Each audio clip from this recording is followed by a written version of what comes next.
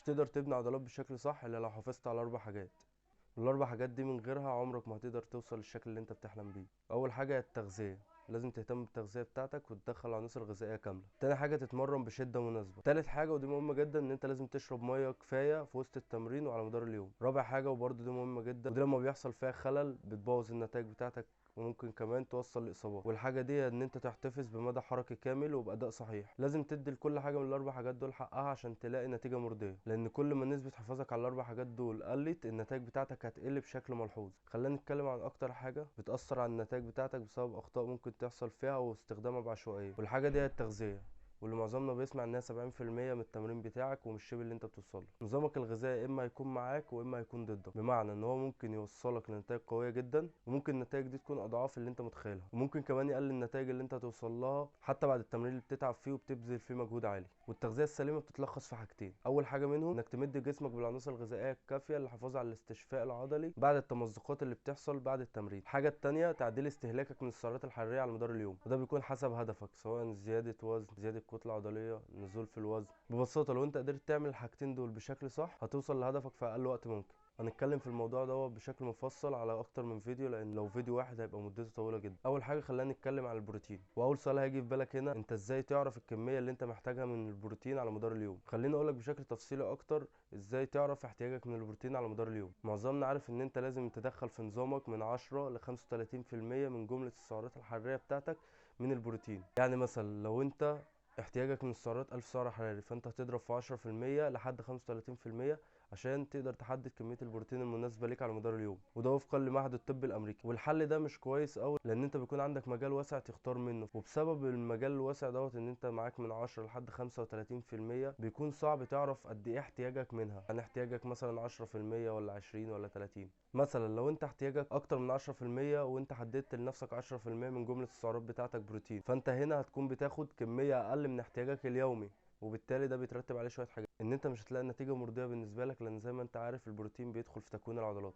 وبسبب ان انت خدت بروتين اقل من احتياجك على مدار اليوم فانت هنا ممكن كمان تخسر كتله عضليه مش تزيد ولا تفضل زي ما انت. نفس الكلام لو خدت كميه اكبر من احتياجك اليومي، مثلا كان احتياجك اليومي 10% وانت اخترت لنفسك 20% من البروتين على مدار اليوم، هنا جسمك هياخد اللي هو محتاجه والبروتين الزياده دوت هتخزن على هيئه دهون. انا عارف ان الموضوع طويل بس حاول ما تتوهش مني على قد ما تقدر، واعمل سيف للفيديو عشان ترجع له في اي وقت لو احتجت. نرجع للسؤال بتاعنا تاني، انت محتاج قد ايه بروتين على مدار اليوم بتاعك؟ اجابه سؤالك هنا رد عليها بحث اتعمل في جامعه ماك ماسترو، والبحث ده لقى ان جسمك محتاج من 1.3 ل1.5 جرام بروتين لكل كيلو من وزنك. الكلام ده طبعا للناس الناتشورال. فمثلا لو انت وزنك 100 كيلو هتضرب في 1.3 لحد 1.5 جرام لكل كيلو، والناتج اللي هيطلع ده احتياج جسمك من جرامات البروتين على مدار اليوم. طب عشان تحولها لسعرات عشان تقدر تخصمها من سعراتك الحراريه هتضرب في 4، لان جرام البروتين زي ما احنا عارفين بيساوي 4 سعرات حراريه. هتيجي تسالني تاني طب انا اختار 1.3 ولا 1.5؟ خليك في المتوسط. يعني مثلا في حاله لو انت بتعمل بول فانت هتضرب 1.5 كل كيلو جرام من وزنك. يعني لو انت وزنك 100 كيلو جرام فانت هتضرب في 1.5، طلع لك 150 جرام بروتين على مدار اليوم.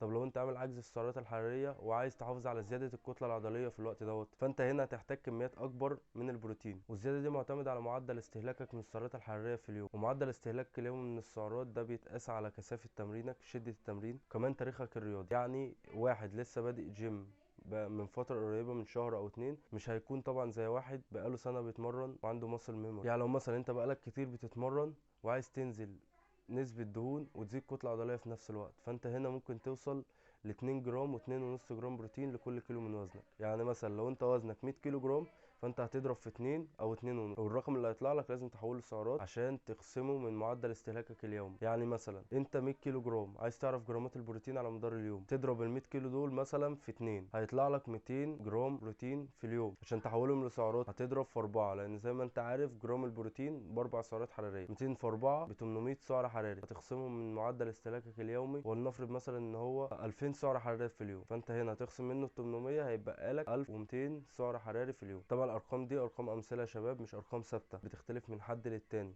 حسب الهدف وحسب هو بيعمل ايه وحسب هو عايز يوصل لايه في مده قد ايه. في ملاحظه هنا مهمه جدا ودي ثابته، لازم ما تقلش في اليوم عن 1 جرام بروتين لكل كيلو من وزن. يعني ما ينفعش في اليوم استهلاكك من البروتين يقل عن 1 جرام لكل كيلو، لانك لما بتقل عن كده قوتك في التمرين هتقل، النتائج بتاعتك هتتاثر، الكتله العضليه بتاعتك هتتاثر وممكن تقل كمان، وده هيكون بشكل سريع وملحوظ. ايه بقى افضل مصادر البروتين اللي انت ممكن تدخلها في نظامك الغذائي؟ البروتين بيتقسم لنوعين، بروتين نباتي وبروتين حيواني. انت هنا لازم تتعامل بذكاء شويه، يعني ما تخليش نظامك بروتين نباتي بس ولا تخلي نظامك بروتين حيواني بس. هتكلم في فيديو تاني يا شباب برضو، عشان الاسعار زادت طبعا زي ما احنا عارفين، فمش هتقدر توفر احتياجك اليومي من البروتين من مثلا صدور الفراخ، لان السعر دلوقتي وصل ل 150 جنيه. هنتكلم في فيديو تاني ازاي تعمل نظام غذائي من الاكل الموجود معاك وحسب امكانياتك. نرجع لموضوعنا، لازم تنوع في مصادر البروتين النباتي اللي انت بتدخلها في نظامك الغذائي، وده لان كل نوع منهم فيه احماض امينيه بتختلف نسبتها من نوع للتاني. زي ما قلت لك في فيديوهات قبل كده، البروتين الحيواني مهم جدا، فانت حاول ان انت تزوده شويه. ده طبعا في العموم يا شباب، مش في الوقت اللي احنا فيه في غلاء الاسعار دوت صعب جدا ان انت توفر البروتين حيواني، تمام؟ فانت حاول على قد ما تقدر توفر في الموضوع ده، بس انا بتكلم في العموم. لو انت متناول ايدك ان انت تقدر تجيب بروتين حيواني او بروتين نباتي، فالافضل ان انت تجيب بروتين حيواني. ليه؟ لان زي ما قلت لك قبل كده ان البروتين الحيواني بيساعد في زياده افراز هرمون التستوستيرون، كمان البروتين الحيواني فعال اكتر في بناء العضلات اكتر من البروتين النباتي، وده اللي اكتشفوه من الابحاث بعد كده. فلو انت انسان نباتي تقدر